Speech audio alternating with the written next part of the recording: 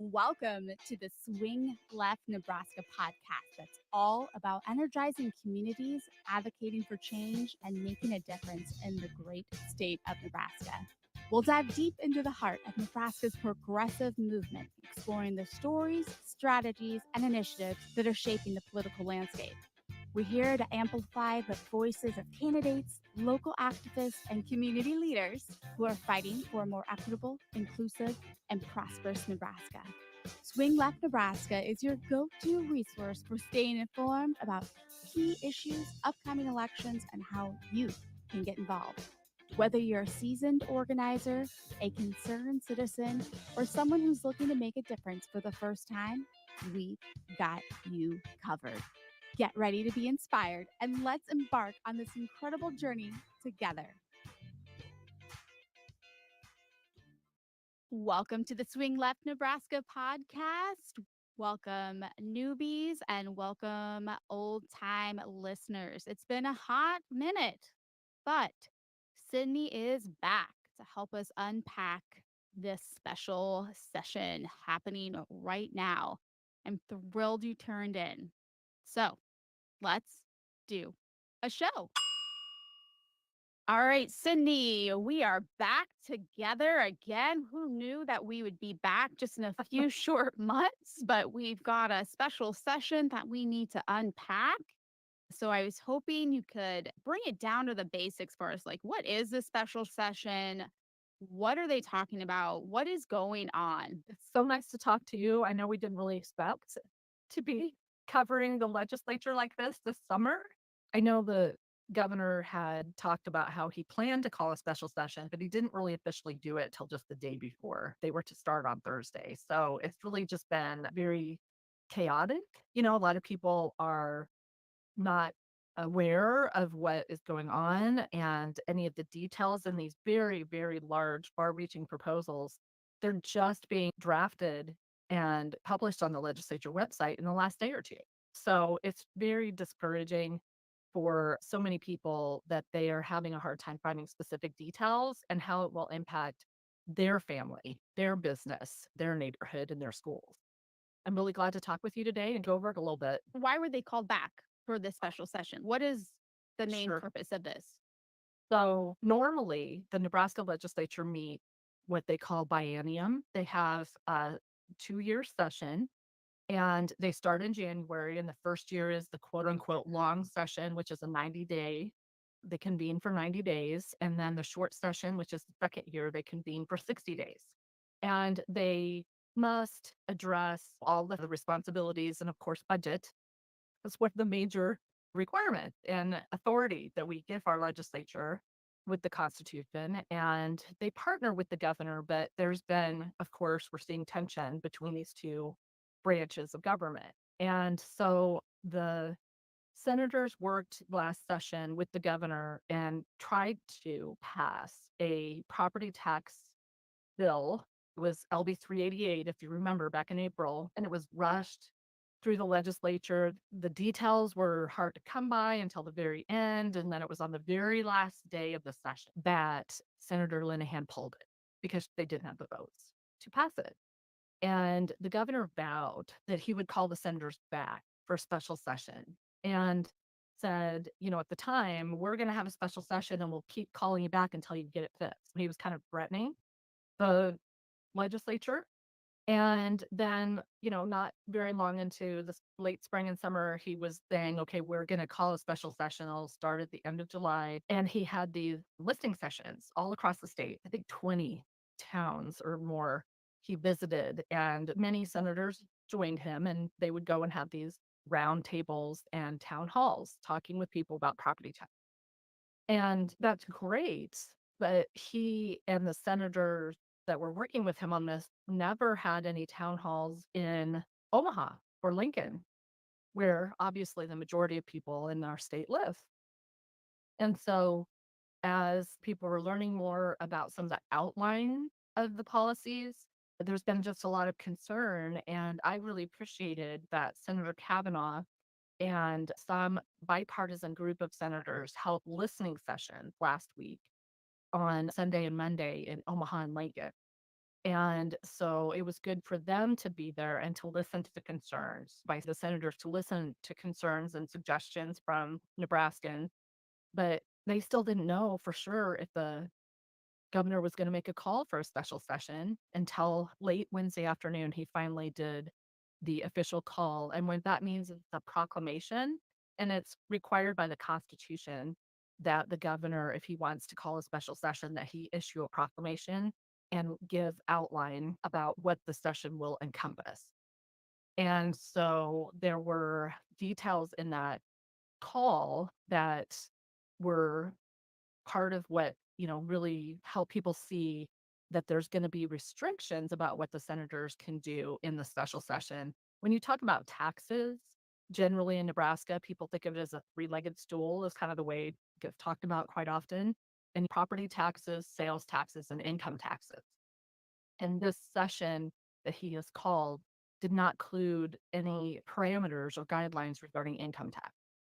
The special session has different rules, and the part that I'm very concerned about is that the senators, by participating in this special session regarding such large issue as tax policy in our state, which is part of their regular authority, they have subverted to the governor and tied their hands to participate in a special session only under the guidelines that he's called. And so I'm disappointed in that. The special session has different rules about participation from the second house as well. The bills and constitutional amendments that are brought by the senators all do have a hearing, but the process is so accelerated, it will be difficult for many Nebraskans to participate like they would want. The first 3 days are for bill introduction, and because normally it's 10 days when a regular session, but a special session, you only get 3 days for bill introduction. And we've heard in the news that there might be as many as 80 bills brought in the special session. So far, we have 35, and we also have 6 constitutional amendments that have been brought. And so we have one more day of bill introduction on Monday. And then what happens is that these things are referenced by the executive board to committees. And once they are referred to a committee in a special session, the committee must hold a hearing within 5 days. So we will likely have all the hearings done this week on these bills and constitutional amendments. And then, of course, the senators will take them up if they're referred out of committee to general file and start to debate from there. So it's alarming to a lot of people that this is being handled this way. There's a person who used to be the director of the Legislative Fiscal Office. His name is Tom Berquist. And Tom retired a few years ago, a year or so ago. And the Flatwater Free Press just recently had an article about the cut to state agency that Governor Helen has made. More than 280 million cut. And that was without the involvement and authority at the legislature. Berquist was quoted about his real concern about that being handled outside of the legislature regular order. And he also spoke at the listing session in Lincoln. He came and attended that. And he said, I'm retired now. I can say what I want. He didn't have those kind of restrictions as far as being an employee at the legislature. And just really said these are things that the budgeting process and appropriation has already begun. The whole strategy and planning for that is already started for next year. And to do this special session with these kinds of changes without understanding the long-term impact is just really something that is concerning to him. He used the words unprecedented. And he said at the end of the article with the Flatwater Free Press, he said that the previous legislators would be turning over in their grave about how this is all being sold. I thought that that was something that everyday Nebraskans should put in perspective how far reaching the things are that they're trying to propose and how it will impact our lives in so many ways. And they're really trying to ram it through. And they prefer that we all not be involved. That's why they're making all the things kind of last minute, like they're having hearings, but they're calling them last minute. So that's really hard Mhm. for people to get that time off from work and be able to just drive down to the Capitol to be able to participate. Right. So that's why I hope that everyone listening to your podcast will plan to come down to Lincoln this week and testify, and just bring 3 people with you in the car. And, if it's a bill that isn't exactly the topic that affects your business, you still have every right to tell the senators how it will affect your neighbors and how you're concerned about their focus and the way that they're approaching this. And I think it's important that they hear from as many Nebraskans as possible. And I did confirm with the clerk, they are going to honor that deadline as being 8 a.m. the day of the hearing. If you remember in the past, it used to be like the last business day before at noon, or it was really kind of complicated. Now it's just 8 a.m. the day of the hearing. The hearings have already been published for Monday, and I just really asked everyone to go and pull up every single one of those bills on Monday and leave an online comment, please. Yes, those make a difference. What should we be paying attention to right now? So there's 35 already. The Open Sky Policy Institute is holding a briefing on Zoom today, which is Saturday. We're talking here on Saturday and Sunday at 3 o'clock. And they'll be discussing LB 1, 2, and 3. And those are the governor's proposals. They're brought by senators at his request. LB 1, brought by Senator Linehan, is like 140 pages long, and it reaches through and touches so many different departments and specific taxes in our state. That one alone should take many days to review and really try to learn how it would impact and get feedback. They're just barreling this process through. I can't stress it enough. There's bills brought that will touch on income tax, even though it was not included with the governor's call. And there's one brought by Senator Raybould that is on deck Monday morning or sometime Monday. We don't know exactly what time these bills will come up in the hearings. The hearing on Monday in revenue starts at 9:30, and they will break for lunch between 1 and 3:30, 1 and 1:30. And I don't know what time it will end. They originally had said in a strange special note on the website that it would end at 6, and that people would just have to come back the next day if they hadn't reached that bill. But that information has since been taken down. So it looks like they will stay, which I think the senators, should stay. And if Nebraskans can get there and have the time available around their work schedule and daycare schedule and vacations and getting ready for school, I think the senators should stay and listen. So I'm glad that they had changed that from their initial plan. Basically, the thing that was in the paper the other day is that the Lincoln Journal-Star went and dug through some of the things that were in what Governor Pillen was proposing, and they're estimating that he will save $1 million on his taxes with these proposals. Right. So I don't know how many people listening more than $1 million in taxes every year to actually be able to save that much.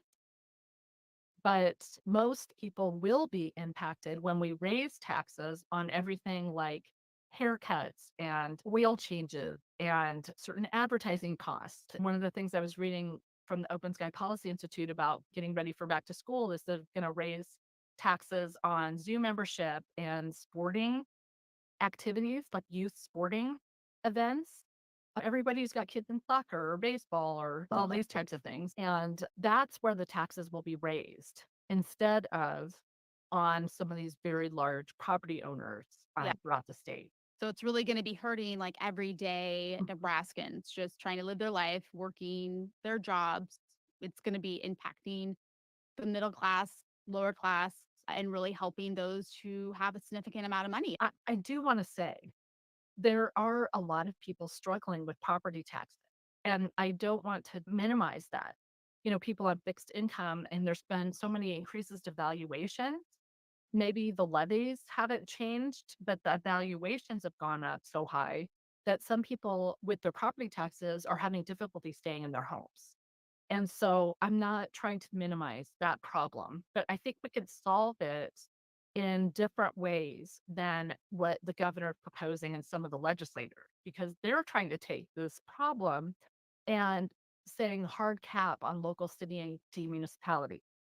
And so we saw what they tried to do with LB 243 in the last session, where with these hard caps, they would not only tie the hands of these local elected officials, but they would also require 60% vote or excuse me, to pass it instead of just a regular majority of 50% of voters. And that's just not good democracy. So that's one thing. And then they've also been talking about basically taking all public school funding to centralize it with the state. And that's even an idea I considered in the past. But when we look at the history in Nebraska, that up until last year, we were last or almost second last in the whole country for state funding to our local public schools. We can't trust that the state will maintain public school funding at a level that we expect in our current local district. That's just not realistic to expect that they would maintain that. And this Education Future Fund was something that has been a real good thing for public school funding that the senators passed in the last 2 years. But the governor's already talking about trimming it and putting in requirements about spending within it. And so I just feel like a lot of people are very concerned about the administration of our local schools by the state government. We've seen what happens in other states, and it is not good for our local schools. And people in Nebraska know what's best for their community and how their local schools should be operated. So I think there's a lot of concern about that. And for, of course, the majority of Nebraskans don't own property. Right. Like, how does this help when you think of people who are renting? Those savings that, a lot of the senators trying to say, well, the property tax savings will be passed on to the renters. Do you really think that renters are going to get their, actual rates reduced Right. because the property taxes went down? So I know that Senator McKinney and others have brought some bills along to address some of that. So all of these things, coming up here in this special session in such a accelerated time frame is just something that I really hope people are paying a lot of attention and calling their senator. Pick up the phone, leave them a message, write them an email, put a email or a letter to the editor in your local paper and let them know your priorities because we do want to make sure that we're not hurting small businesses in the state. We want to make sure that we're not hurting working families who are just kind of starting out and trying to really invest and, create a future for their kids. We want to make sure that we're not leaving out renters in our state and the cuts that have been discussed in some of these, like HHS, that's going to hurt vulnerable Nebraskans. They want to make sure that we're taking care of our neighbors, not hurting them. Let's Now, from my understanding, winner take all is not off the table either for this special session. What are your thoughts on that? What do you know? That's not been included in the call by the governor, but one thing that everyone needs to be aware of is that the governor can amend his call. Senators always can suspend the rules and do what they want as well. There are limits because if you're under the governor's call and you pass legislation, there would be concerns that it could be challenged in court if it's outside the scope. So there's a lot of different things that come into play with this, but I think it's important that everyone still be in contact with their senator to say, don't do this. It's Right. not good for our democracy if we would take that representation and go winner take all instead of apportioning it based on congressional district. Something to pay attention to. Can you speak to the incredible success we had with the petition and what that means for the election on November 5th? Oh my goodness, it's been a while since we talked, hasn't it? I know there have been so many of us that have just been laser focused on trying to get certain questions on the ballot for November. And since the last time we talked, there were petitions that were submitted to the Secretary of State by July 3rd. And it appeared that they would have enough signatures. And we haven't heard yet from the Secretary of State that they qualified, but that would be paid leaves, possibly medical cannabis. I know that one was a little bit tight with the signatures collected. Really glad that we were able to get the Protect Our Rights petition submitted with 207,000 signatures, which is just amazing. And that's to protect the fundamental right to abortion. There was a competing petition brought by Senator Rickett that was to basically put into the Constitution our current ban. They submitted 205,000 signatures. So we'll have to wait for the Secretary of State to see what issues qualified and then also to see what wording will be on our ballot about these issues. And then there's going to be a real need for a lot of education to people so that they know that they're voting for the correct. We had 90 days from the end of the session to try to get them on school funding. So the Support Our Schools initiative to repeal Section 1 of LB 1402, we were able to submit 86 plus thousand signatures last week or the week before. And it seems that there's a lot of confidence that we would have enough signatures to get that on the ballot as well. So there's a lot of things in addition to voting for president, voting for senator, voting for Congress, voting for your legislator and your school board. We need every single person making sure to get out to vote and to confirm that your registration is active and current, and then to talk with all your family and friends too.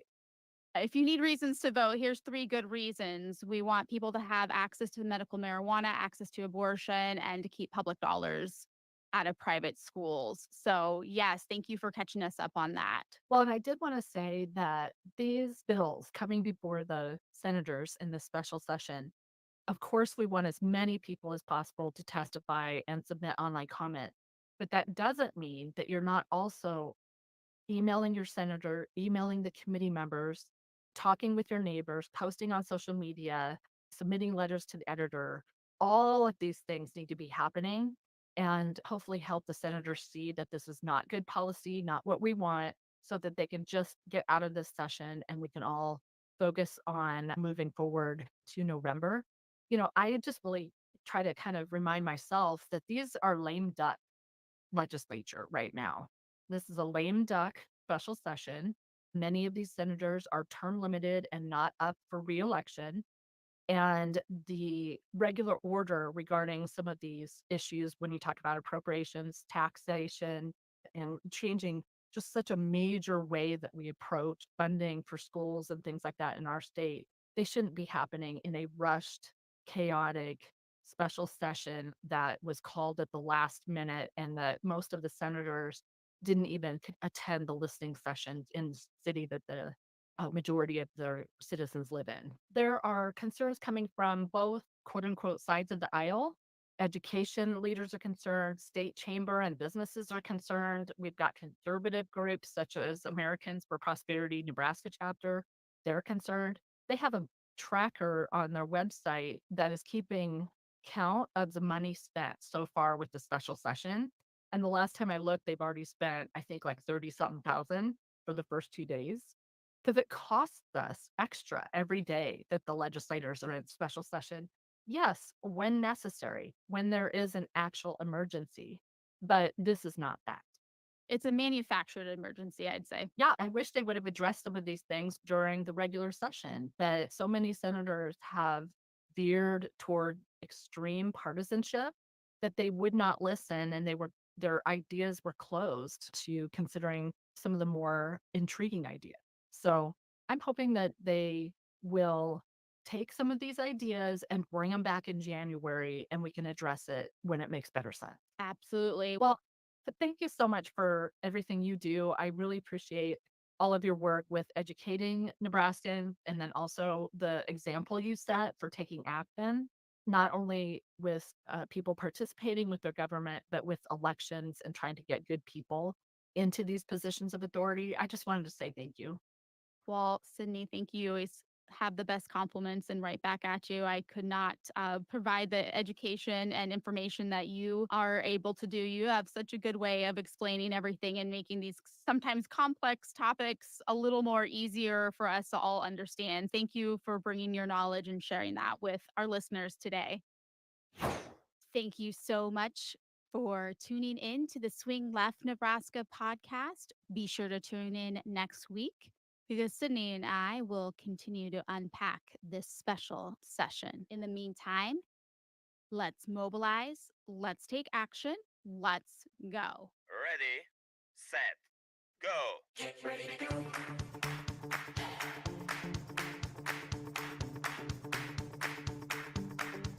Get ready to go.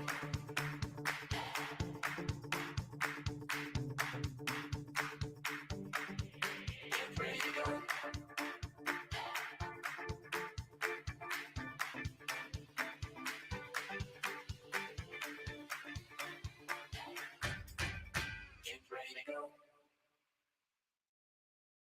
This message comes from NPR.